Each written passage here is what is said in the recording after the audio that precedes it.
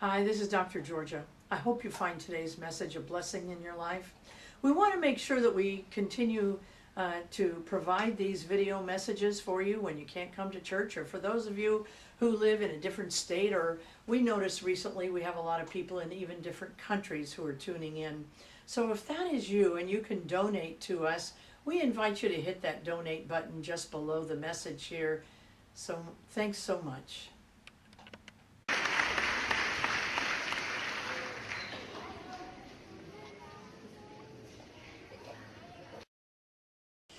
Let us prepare ourselves. If you put your hand over your eyes, I open my eyes to see the spiritual truth today. I open my eyes to see the spiritual truth today.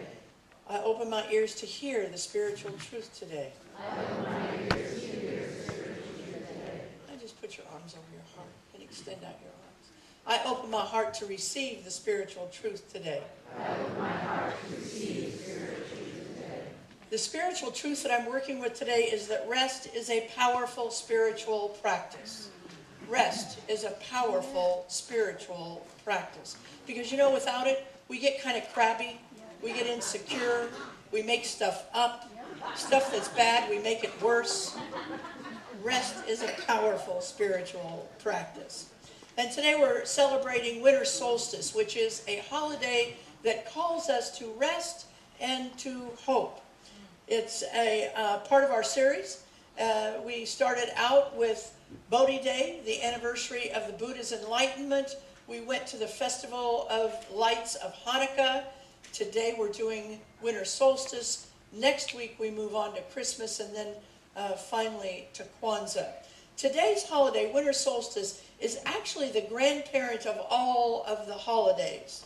It's the one that started it all. We're going to talk about that in a little bit, but it's a powerful holiday. One of the things that we do whenever we celebrate from somebody else's tradition here in December is that we give them honor by having an altar and a blessing of their tradition. So our teenagers are going to come up and bless the altar. If you will all stand and face the east.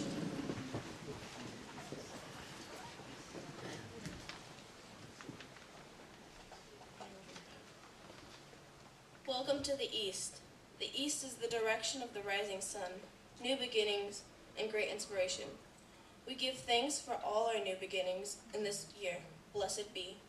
Blessed be. If you will take a quarter turn to the right.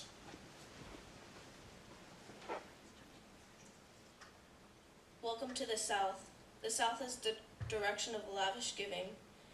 When the sun is high in the southern sky, the summer season is open upon the land. Nature gives greatly to her plants in the summer, so that they will grow lush with life. We give thanks to the South for our blessings in 2017. Blessed be. Blessed be. And if you will take a quarter turn to the right.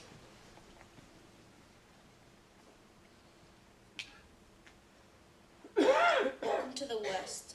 The West is the direction of endings and the completion. Just as the day ends when the sun goes down below the western horizon, we give thanks for our completions of this year, some sad, some happy, all purposeful. Blessed be. Blessed be. And one more turn to the right.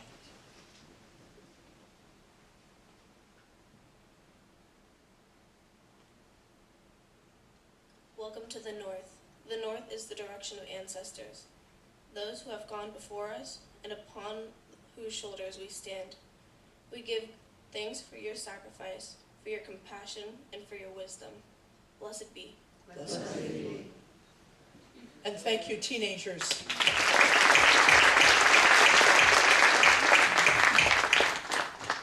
All right. Well, I want to be up front here.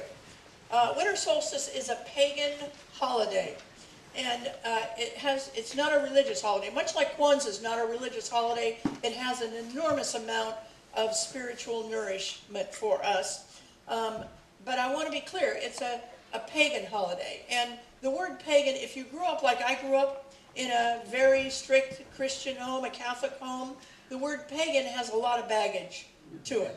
because we were taught that pagan people are devil worshipers. So let's get this clear right now.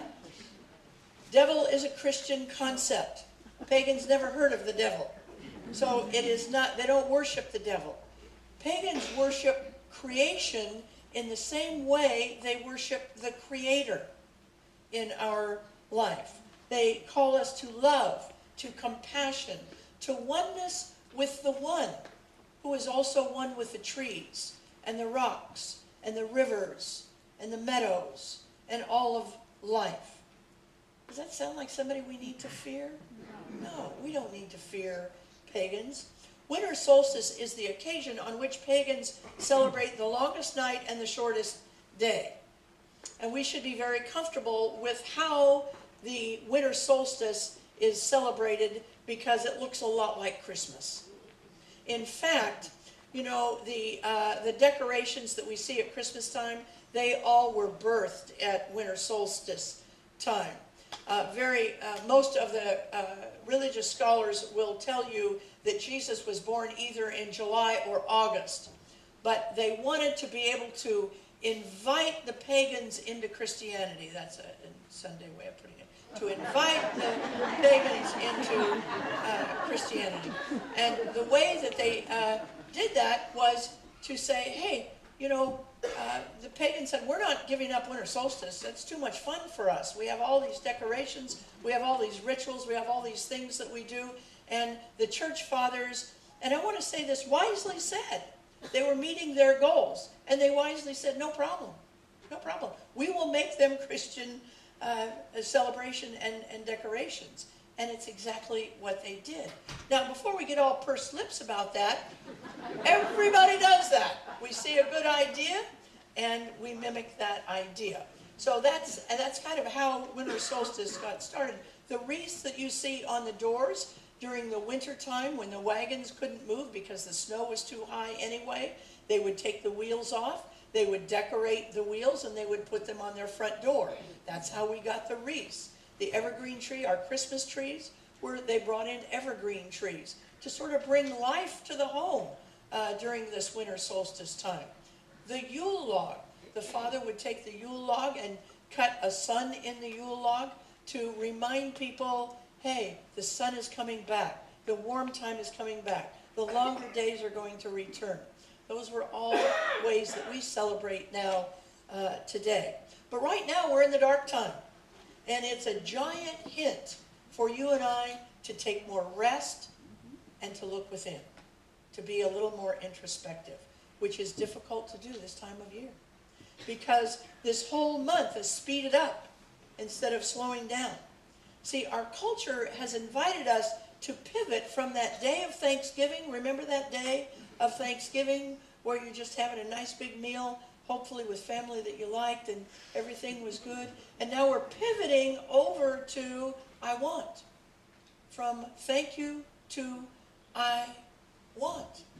And, you know, let me make sure I'm right here. Yeah, thank you to I want. And so let's go to the first side. We're going from grateful to cartful. That's what we're doing this time of year. And it's really no wonder that we do that, because everything in our life is asking us to buy and to upgrade and to get more. This is a set of catalogs that came to the house of Don and I in one day. One day. And I know some of you have had this many catalogs in your mailbox as well. And here's the problem. I thought I was perfectly fine until I get this catalog and I realize I'm wearing the wrong glasses here. I don't have the right glasses. And I don't have the right golf clubs. For sure I don't have the right golf clubs. And my shoes aren't too good. And I need more pottery from my barn. I don't have a barn, but I need more pottery from my barn. I need a whole lot of stuff. And these catalogs are telling me exactly what it is that I need. See, if we're careful, this season can create a lot of discontent of what we have, that it's not quite good enough. Now, I want to make sure that we know all discontent is not bad. Some discontent serves us very well on our journey. If you have a job that you don't like, then the discontent may be forcing you into looking for a job that you do like. Now, don't go leaving your job before you have another job, but notice that that discontent is there. Discontent is what started the Me Too movement. Women were saying, you know what, I'm not a toy, I'm not going to be treated as a toy anymore, it's over now. That came from discontent. The people in Flint, Michigan are starting now to have better water. How? Because they were discontent. And then the world caught their discontent. And things began to change and began to shift in our life. But season of discontentment that's driven by Madison Avenue tells us that all of our life needs to be upgraded. Everything in our life. Did you ever notice that? We don't throw away anything anymore. We just use it for a while, and then we are asked to upgrade it, and we upgrade it. And they are very good at figuring out how to get to us. Here are just a cute couple of examples. If you order something, before you hit submit, doesn't this show up on your screen? You might also like, or related to items you viewed, or customers who brought this product also bought, or frequently bought together. And then what happens? We see something else. Oh, well, maybe I need that. Maybe that's part of what I need to make me happy. The problem isn't what we have. The problem is awareness of what we could have in our life. The problem really is awareness. Now, we want to be careful here in this church because awareness is part of our name for a reason. Awareness is part of your spiritual journey. It's critical for your spiritual journey. But our focus needs to be as the pagans focused. Not on what we can buy, but what makes us happy in this life. And getting more stuff is not going to make us happy, no matter what those catalogs say. See, the upgrade movement has created an appetite for us. And whenever we have an appetite, that appetite wants to be fed in our life. Now, we want to be careful. There is nothing sinister at all about marketing. And I want to be clear about that because we need more marketing in this church. We need people who know how to market to get the word out that we're here. And that what we're teaching can actually help you in your life. That the music can touch your soul in this church. We need more marketing. Buying is also not bad. It's not a bad thing to be a consumer in life, but you know, this is the time when credit card debt goes wild in America. And there is something unsettling about untamed credit card debt. You know, in order to have peace in your life, you have to have financial margin. And you can't have financial margin if your credit card is totally out of control in your life. Peaceful margin, peaceful financial margin is actually very important to us. The invitation of the pagans is to return to our natural rhythm in which we are a season of longer nights and shorter days. Now, even though you and I, we can have light 24 hours because of electricity. We don't have to do that. But our soul, your natural soul, your nature state is calling us to be aware of this season of rest, of darker nights, of slowing down, of looking inside of us to become more God-focused and less outer-focused in our life. These are universal principles. Although Paul, the Christian Paul, was definitely not a pagan, he taught us the same thing. You know, Paul had a protege, Timothy. Those of you who are familiar with the Bible know that Timothy was scheduled to take over Paul's ministry. So Paul was teaching him. And because Paul was often, the way he taught was through letters, both to the faithful and to Timothy. Because Paul was either in jail or he was running around preaching everywhere. He didn't have time to really sit down and mentor Timothy. So what he did was he wrote letters. Now you all are familiar with 1 Timothy and 2 Timothy. Those are the two that made it into the Bible. But there could have been a pre-1 Timothy, and there could have been a 3rd, 4th, 5th, and 6th, and so on Timothy. We don't know. But we do know about 1st and 2nd Timothy. Here's what he wrote in 1 Timothy, which is a universal thought shared also by pagans, written in a little bit different language. And that is, godliness with contentment gives you great gain. Act as God would act. That's what godliness is. Act as God would act. The pagans might say it this way. They might say, be as the Creator is, and you will have great gain with contentment. You won't have that feeling like, I gotta have. You'll have great gain with a sense of contentment, with a sense of peace. We have to be as God is. They might say, be as the Creator is. Look at how God created the earth. The earth is quiet now. It's dormant now. It's not flourishing now. It's resting now for the flourishing season. It's quiet now for the flourishing time in our life. It's resting. See, great gain is what we're striving for when we go out and buy. But it's really available to us in the rhythm of our life. We're in the dark time.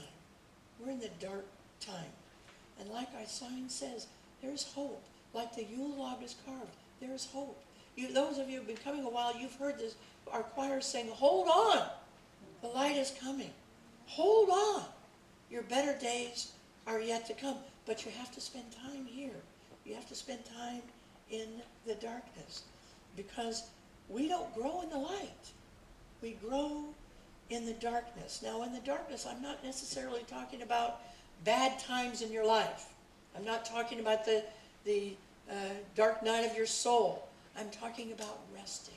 I'm talking about being still. That kind of darkness in our life.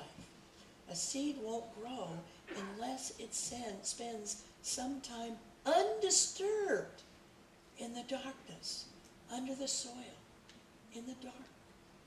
That's when the seed begins to catch on and begins to grow. How often do we in this room allow ourselves to rest totally undisturbed, preparing for what's ahead?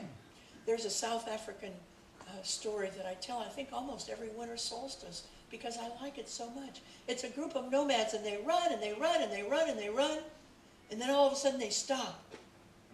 An anthropologist once went out and said, why do you stop here? What made you stop? What about this place is the place to stop? And they say, we got the message. Our soul needs to catch up with us. We need to stop so our soul can catch. We could do that. We could stop so our soul can catch up with us. Now, it's hard for most of us, me included, to just stop. Because we're trying to run around, we're self-actualizing ourselves, we're reading self-help books, we're going to workshops. I want you to do all that stuff, but I also want you to stop and rest sometimes. I want you to pick a day in which I had a spiritual teacher say, Georgia, you need to stay in your pajamas all day long. Don't get dressed. And I give you that opportunity this week to pick a day in which you stay in assuming you wear pajamas, if you don't put some on and stay quiet all day long and just see what that, don't do anything. Don't read a self-help book. Don't clean out your garage. Don't play golf. Don't do anything. Just be still and quiet. Maybe read a novel or catch up on some movies. Just be quiet. Just be still. And see what happens to your soul if it doesn't come even more alive in our life. See, too many of us are running around because we think we have to do something to get the inheritance of our divine Father, Mother. We don't. You don't need to do anything. You need to be. And who you need to be is exactly who you are and nothing more. You are already whole, perfect, and complete. Nothing more to add. Just to be who you are this time. See, when we're able to do that, when we're able to be ourselves, and especially with focus on our godliness, as Paul teaches us, as the pagans teach us, to be on our godliness, we need to do as God does. We need to do as the Creator does. Maybe it's to reach out to somebody who's cold this winter with a jacket. Maybe it's to just be a smile for someone who's lonely this winter. Maybe there's somebody who is asking for forgiveness, and now is the time for you to say, in honor of the pagans, in honor of Winter Solstice, I forgive you. Maybe there are people who need to be forgiven who are too afraid to ask you for forgiveness. Call them up. Say, I know there's been this distance between us. I forgive you. We're okay together. That's how God is. That's the godliness that allows us to happen if we're not running all over trying to buy and upgrade ourselves. If we're just trying to be who it is we really are in our life. We honor Winter Solstice by slowing down, allowing it to support your internal review, knowing another day is coming. The soil of your soul can be rested, and when it's rested, it receives the seed of your creativity. Every single person in this room has creativity waiting to be born, but it has to go in the darkness. That's where seeds grow.